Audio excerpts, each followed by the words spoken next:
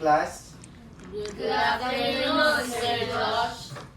Isuta sa usa sa mga kanang importante nga kanang mga instrument during the voyage. Usa niya, one of these is the magnetic compass. So, kinsa may nakahibalo or knowledge about magnetic compass. So, nai-overview kung unsa na siya sa kanang. Okay. So, ang magnetic compass is to show the ship direction heading using the earth magnetic field or used by the helmsman to steer with the ship along the planned course. So, kani siya ang magnetic compass noon siya basihan sa kaning helmsman. So, kani si helmsman mao ni siya ang sa sakyanan pa ni sa pang mama or sa mga truck pa mao ni siya driver, salesman. So ang mao ni siya basihan ni kaning helmsman kung naaba siya sa kanang iyahang course niya. Ang course means nasa siya kalsada sa iyahang rumbo niya nga padungan, wa ni siya litipas og lain nga direksyon. So mao ni siya gigamit mao ni siya si magnetic compass. So kani si kanang ang importante niya ni ang gamit ni diyan ang use yun niya ni is kanang to serve as backup reference for the electronic instrument kay kani siya is manual ni siya. So just in case maka-burn out or makapatay-patay ang mga kaning not burn out is usually problema sa kanang makina sa ilang engine, dili ni siya mapiktuhan kay magnetic man ni siya, di man ni siya powered by electricity. So kuan niya po ni siya, maka-survive o maka-operate niya po ni siya. So dili ta problema since until now nata sa kaning new generation or kanang high-tech na ta. Not mostly all of the vessels mga nagbiyahe karon nagamit gyapon sila og kaning magnetic compass. Kay mao man sa reliable kayo nga kaning instrument during the navigation. So next is radar. Kabaluwa mo sa radar. Oh, before that I will show you the magnetic compass. So since nga kanang nata diri sa school, ang inyo is to picture out lang kung unsay dagway niya, unsay may itsura. So when you reach the when you apprenticeship na, so dito niyo ma-experience mao din siya nga klase nga instrument on how also it used, no? So for you to familiarize, mao ni siya ang magnetic compass. Oh. Mao ni siya tan-awon sa kanang helmsman kung ni igo ba siya sa iyahang direction. Magka-burn out man ni siya, ang barko mawala man ang kuryente sa ilahang kanang makina sa ubos. Magpabilin niya po ni siya nga kaning power niya po siya. So pamilya na ba ninyo? Yes, sir. So during the time nga mag-apprentice na mo, di na yun mo ma-identify kung pa-identify yun mo sa barko, no? Okay, so next is the instrument that you can use during the navigation is the radar. So this radar sometimes they call radio detections and ranging. So the importance of this instrument is essential for safe navigation in kanang maggabon, ting-uwan, magwan-uwan siya or bagyo-bagyo, bad weather o kanang gabi during night time mag-voyage mo kay ngit-ngit bitaw ang visibilities sa dagat. So ana nga time usapon ni siya nga instrument nga safety ang pagbiyahe sa barko gikan sa gikikana until the next kanang destination. Okay.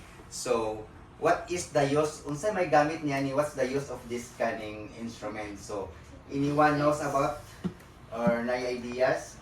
Detects other ships. Okay. So, detects other ships, coastline, and then buoys or obstacles. So, kani siya, makita na siya sa screen ang mga kaning mga objects kung dool na nga posible nga maka-cause of collision.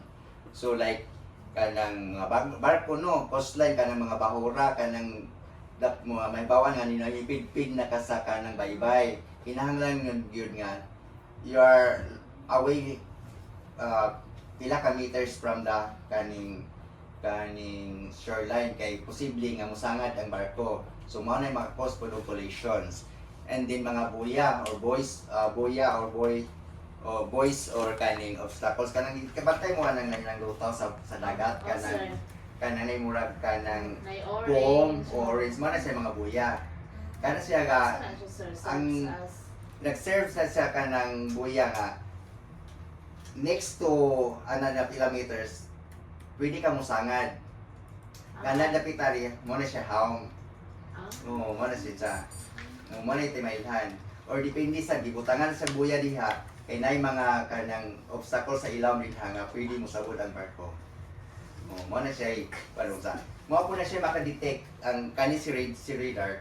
Mo na siya makadetect nga naay mga obstacle diha kapita kay mo reflect mo paano siya mag-detect or mga steel nga kuan mga kanang kaning steel materials. Okay. So, ma-measure po niya kung unsa kalayon. Unsa nakalayon na sa kanang distansya sa mga kaning obstacles. Like barko, kato sama sa buya. No.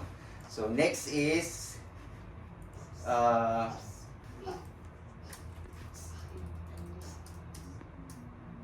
speed and distance log device. So, this speed and distance log device it helps the navigator to know how fast the ship is moving and how far it is travel. So may bawa na to kung unsa ka kusog. So since before ta mo start dida nakalimtan na to ang picture sa atong radar para dili mo kaning ma-aware mo or di mo makuan kung saan to siya kung saan itlagway ni. So kung nanapon mo sa barko, makita ninyo ang radar sa forma. So mao ni siya ang dagway sa radar. So sa akong giingon nga mo-detect ni siya mo-detect ni siya sa mga obstacles. Mahibaw-an na just in case diri ang biyahe na to no sa tunga. So makit-an diri sa daplin ug unsa ning kani sila kay mga isla man siya mo-detect ni siya sa mga isla or barko. Namang gali barko kani mga puti-puti ani kan mo amap ra man siya. So kanang mahibaw-an nimo nga duol na siya sa kanang kuan barko. So kung namoy ka nang hinago nga barko, just in case upid-pid na kayo, mag-contact mo both side. Kung asa ka pagi sa stern ba or stern, sa left side or right side mo magtagbo pag sa ilo. Kay para maiwasan na to ang collision at sea. So, aware na mo sa dagway sa kuano sa kaning radar. So, we proceed to the speed and distance log device. So sa atong giingon, makatabang ni siya sa ma-maintain na to, mahibawan na to unsa ka kusgon ang dagan sa barko o sa paspas ni siya pag-travel pagikan o padong sa destination. So ang gamit niya ni is to measure the ship speed through the water, calculate distance traveled, help estimating time of arrival, and assist in the fuel management. So makit-an ang ana na to makalculate ang dagan niya kung ano sa tang oras gikan ug unsa tang oras sa pagikan na to. So makalculate na unsa tang oras sa moabot dito sa tuang destinations. So inana ka high-tech no nga mahibawan na nato tinaagi sa speed and distance log device. So mo to siya nga kaning instrument. So akong tanawon kung unsay dagway sa maong instrument. So aron ma-aware mo. mao ni siya. Mo kuan ni siya dire kung pila ka knots ang dagan nato sa atong barko. Kay usually during the travel di man nato mahibawan gud ang currents sa dagat. Kay bantay mo nga mo high tide mo low tide. Yeah. During the travel og kuan na siya kanang mumusugat ka sa kanang anong barko gasugat sa kaning current sa water sa dagat. Posible nga muhinay ang imuhang dagan sa barko, musos ni siya. Pero kung ayon mo sa dagan sa sa tubig, mukusog ang inyong nut.